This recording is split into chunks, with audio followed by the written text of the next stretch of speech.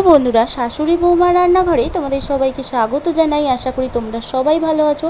তো আমরাও খুব খুব ভালো আছি। আজকের আমার রেসিপি কলমি শাকের ভর্তা।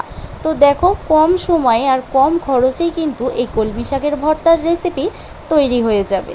তো দেখো, গরম গরম ভাতের সাথে কিন্তু কলমি শাকের ভর্তা খেতে খুবই সুন্দর লাগে। তো দেখো, কলমি শাকগুলো দিয়েছে আমার দিদুনের বাড়ি থেকে, মানে আমার মামার বাড়ি থেকে। তো দেখো, কলমি শাকগুলোকে বেছে নিয়ে পরিষ্কার করে কিন্তু কেটে নিয়েছি ছোট ছোট করে। তো দেখো, এবার কলমি শাকগুলো কিন্তু ধুয়ে নিচ্ছি, পরিষ্কার করে ধুয়ে একটা চুবড়ি করে ছেঁকে জল ঝরাতে দেব।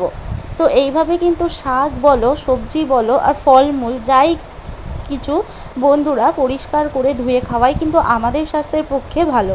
তো দেখো, আমার এখানে শাকটা কিন্তু পরিষ্কার করে ধুয়ে জল ঝরাতে দেওয়া হয়ে গেছে। এবার গ্যাস জেলে আমি একটা পাত্র বসিয়ে দিয়েছি, তাতে দিয়ে দিয়েছি জল। জলটার মধ্যে দিয়ে দিলাম এবার এই কলমি শাক কেটে রাখা যে ধুয়ে রেখেছিলাম সেই শাকটা দিয়ে দিলাম সিদ্ধ হওয়ার জন্য।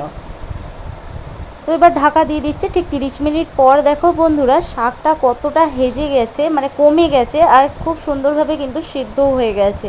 তো দেখো কতটা ছিল আর কতটুকু হয়ে গেছে। এবার গ্যাস জেলে আবারও কড়া বসিয়ে কড়াই তেল দিয়ে দিয়েছি। তেল গরম হয়ে গেলে দুটো শুকনো লঙ্কা ভেজে তুলে নিচ্ছি। এরপর ওই তেলেই কুচনো পেঁয়াজ আর কুচনো রসুন ভেজে নেবো লাল লাল করে, বাদামি হয়ে। দেখো, বাদামি রঙের হয়ে গেলে তবেই জানবে কিন্তু পেঁয়াজ আর রসুনটা কিন্তু ভাজা হয়ে গেছে। তো এখানে পেঁয়াজ আর রসুনটা কিন্তু ভাজা হয়ে গেছে, তোমরা দেখতেই পাচ্ছ। তো এবার আমি তুলে নিলাম। দিয়ে দেখো, এখানে এবার অল্প পরিমাণ করে দেখো লবণ নিয়ে নিচ্ছি। লঙ্কা আমি এখানে দুটো নিয়েছি, তোমরা চাইলে কিন্তু আরও বেশি নিতে পারো, যে যে যেমন ঝাল খেতে পারবে সেরকমভাবে নেওয়াটাই উচিত।